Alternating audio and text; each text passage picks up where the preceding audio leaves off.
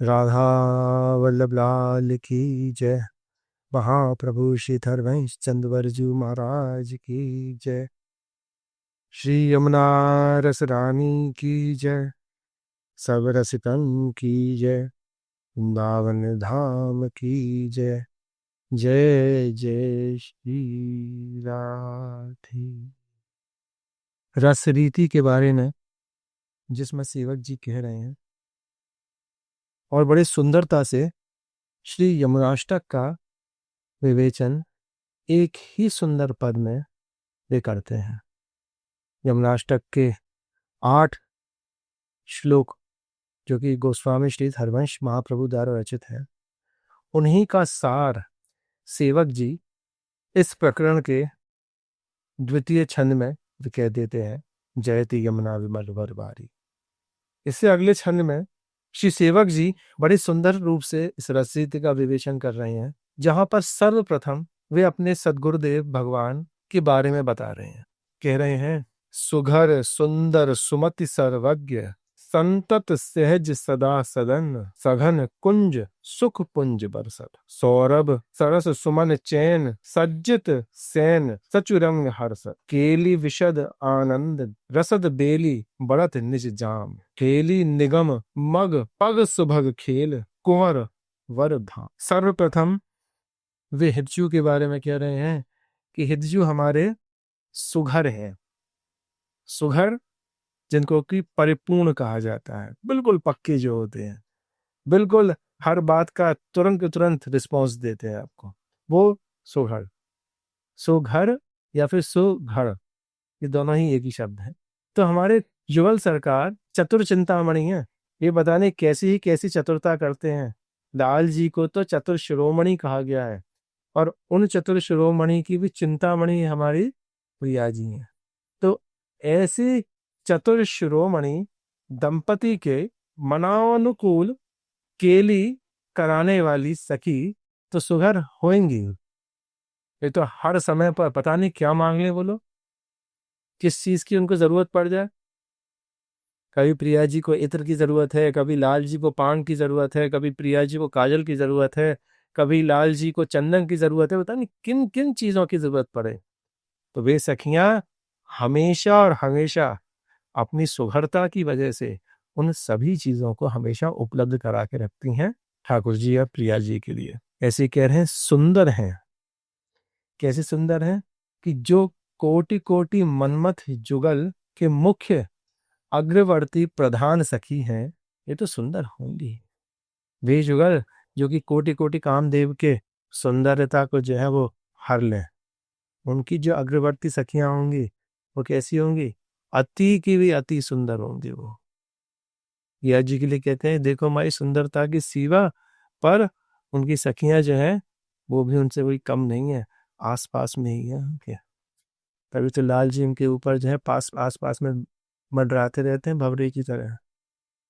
फिर कह रहे हैं सुमति, कि हितजू महाराज को सुमति शब्द भी कहा गया है। सुमति कि उनके पास में ऐसी सुमति है कि प्रिया लाल के नित्य निभृत निकुंज के खेल में जहां पर भी कलह होता है तो सखियों की सुमति की वजह से वह कलह को तुरंत तुरंत जो है वो निपटा देती है। ललिता जी सखी का कितना सुंदर उदाहरण है कि एक बार होली के खेल में गुलाल के खेल की बाजी लग रही थी। प्रिया प्रियतम के बीच में गुलाल का खेल होगा, तो प्रिया जी के हाथ में गुलाल, और गुलाल के खेल में क्या होता है कि धुंध छा जाती है। एकदम से लाल जी आए और उन्होंने लेके पिचकारी की धार जो है प्रिया जी पे मार दी। प्रिया जी ने अपने बाएं करतल से उस पिचकारी की धार को रोका, और उस धार में से जो भी बूंद आके उछली वो प्रिया जी के कपोलों पर विराजमान हो गई। तो इतनी सुंदर लगी प्रिया जी। उस लावण्यता को देख के लाल जी हमारे वहीं के वहीं शिथिल हो गए। प्रिया जी वे हट कर गई। वे कह रही हैं सारी सखियों से, देखो अभी तय हुआ था ना गुलाल की खेल की बात, और लाल जी ने देखो क्या कर दिया, छलिया ने पिचकारी का खेल शुरू कर दिया। अब बताएं इनको क्या दंड देना है। तो सखियों के अंदर सुमति है। वे कोई ऐसा दंड नहीं देंगे कि डंडे से मार रही हैं या फिर कुछ उठक बैठक करा रही हैं।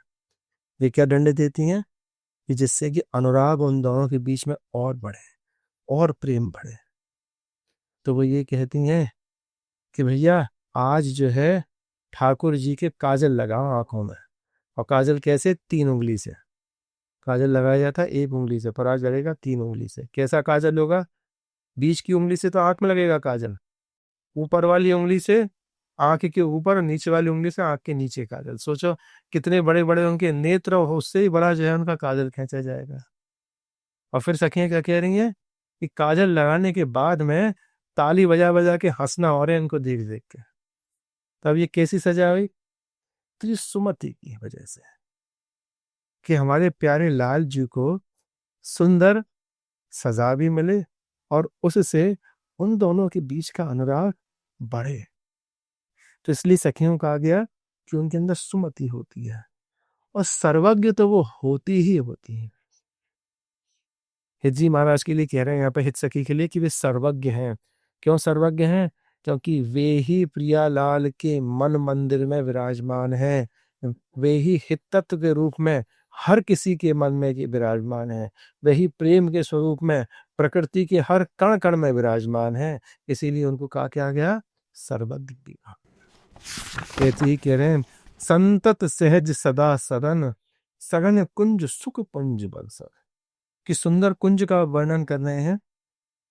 निरंतर एक रस सहज स्वतः ही सिद्ध सदा सनातन ऐसे नित्य जो सघन कुंज में, सघन कुंज के सदन में विराजमान रहते हैं और हमेशा सुख के पुंज हैं। सुख का पुंज, पुंज का मतलब होता है पहाड़, इसमें से कुछ भी चीज खत्म ना हो। पूंजी, पूंजीपति। तो वो कैसे हैं? हर किसी को सुख प्रदान करने वाली है, वो सुख पुंज है। ऐसा सुख बरसाते रहते हैं, ऐसा सुख बरसाते रहते हैं कि इस कलिकाल के कष्ट से जो जो त्रस्त होते हैं, जो जो त्राहिमाम त्राहिमाम करके डूबते हैं, उन सभी को हमारी श्री जी जो है वो अपने प्रेम रस धारा को बरसा के उन सब के हृदय को निर्मल कर देते। उनका ऐसा विमल रस जो कि हर किसी के हृदय पटल में जब पड़ता है तो वहां पर रस का संचार हो जाता है। वे अपनी सुध बुध सब कुछ भूल जाता है। वेदों के, उपनिषदों के वाक्यों को सबको भूल जाता है। क्या करना है क्या नहीं करना है उन सभी चीजों को भूलकर वे कहाँ पर रहता है? वे उस सुख पुंज के आसपास में ही रहता है। क्यों? क्योंकि वहीं पर ही रस बरस रहा है। सुख पुंज बरसत। फिर कह रहे हैं, सौरभ सरस सुमन चैन सज्जित सैन सचु रंग हर्षत। ऐसी सुंदर सिज्जा की बता रही हैं कि सौरभ सुगंध, जिनमें बहुत से ऐसे सरस सुमन एवं पुष्प वहां पर खिल रहे हैं। ऐसे पुष्पित आसन के ऊपर उस कुंज में प्रियालाल की शैया भी विराजमान। उनकी जो केली है आनंद रसद है। वे कैसे हैं? सुख पुंज हैं। उनकी केली जो है वो आनंद रसद है कि उन अलग लड़ेती लाल जो हैं उनकी केलियां बिल्कुल ही अलग हैं। ऐसी अलग हैं जो कि संसार में किसी भी वेद उपनिषदों तक में नहीं लिखी हैं। कहते हैं ना कि जिनको, कि वे कौन है? उपनिषदों की शिरोभाग्य है, वे स्तुतियों की शिरोभाग्य है। अगले ही लाइन में कहते हैं, खेली निगम मग पग। निगम मग का मतलब क्या हुआ? कि जितने भी उपनिषदों में वाक्य लिखे हुए हैं, क्या करना है और क्या नहीं करना है, मग उन सभी से दूर है अकेलियां। वहां तक तो सारी की सारी, अब ये देखो कह रहे हैं ना, ये पहले ही श्लोक में श्री जी महाराज कह रहे हैं, यो ब्रह्म रुद्र शुक्र नारद भीष्म मुख्य रालक्षितो न सहसा पुरुषस्य तस्य। फिर कह रहे हैं, योगींद्र दुर्गम गतिर मधुसूदनों की।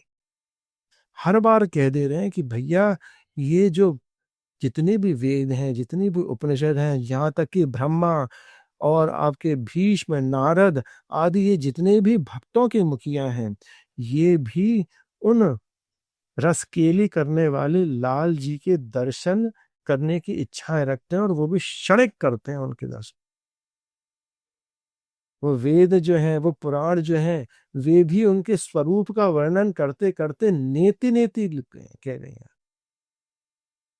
किसी एक सुंदर संत ने कहा है ना कि भैया आकाश का सा कागज हो, आकाश कितना बड़ा है, उसका अतंत है आकाश, आकाश का सा कागज हो और उसमें समुद्र की सी शाही हम इस्तेमाल करें, तब भी प्रभु का वर्णन आप नहीं कर सकते हैं। वे प्रभु जब लीला में अनवरत प्रिया जी के साथ में रहते हैं तो उस लीला का वर्णन कहां से निगम कर सकती हैं आगम निगम। इसीलिए तो कहा जाता है आगम निगम अगोचर श्री राधे। आगम कौन से वाक्य, जो कि भगवान ठाकुर जी ने जो अपने सुखदेव जी ने व्यास जी ने जो लिखे हैं वो सारे क्या है, आगम है। निगम क्या चीज हुई, निगम वो हुई जिनका कि शिव और पार्वती जी का संवाद है। इन्हीं सब में जो है आपके वेद उपनिषद सारे के सारे घूम रहे हैं। तो वो आगम और निगम तंत्र भी प्रिया जी तक नहीं पहुंच पा रहे हैं। सुबह खेल कुंवर वर भाम, कि उन कुंवर कुंवरी का जो ये खेल है वहां तक नहीं पहुंच पाती है कोई भी। ये तो उनकी ही सहज कृपा है। श्री सुधा निधि जी के एक सुंदर पद में कहते हैं ना, अलख्यम राधाख्यम निखिल निगमेराप्य राम, कि प्रिया जी का वर्णन कोई नहीं कर सकता है, क्योंकि उन प्रिया जी का वर्णन स्वयं सुखदेव जी भी नहीं कर रहे हैं।